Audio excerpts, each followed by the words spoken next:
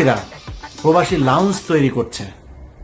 আরে ভাই, পাছার চামড়া লাল হয়ে যায় বাইরে কাজ করতে করতে। 10 বছর 15 বছর বউ পোলাপান থুয়া মধ্যপ্রাচ্যে মানুষ বিদেশ খাটে, তার 5 মিনিট এয়ারপোর্টে যায় না, তার বসতে ইচ্ছা করে না, কখন সে পরিবারের কাছে যাবে তার ওই চিন্তা। আপনি এই বালের ভিআইপি লাউঞ্জ টাউন্স, প্রবাসী লাউঞ্জ টাউন্স করে তো লাভ নাই। তাদের জন্য দরকার ছিল 5 লাখ টাকা লাগে সৌদিতে যাইতে, ইন্ডিয়া থেকে যেতে লাগে 70,000। আমার দেশ থেকে কেন 70,000 টাকা একজন মানুষ সৌদিতে যেতে পারবে না, এইটা তার দরকার।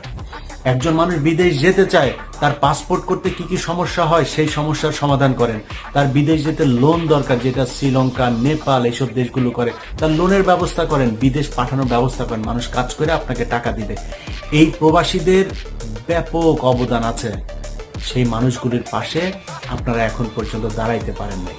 অতএব বটম লাইন হচ্ছে, এই সরকার একটা ব্যর্থ সরকার।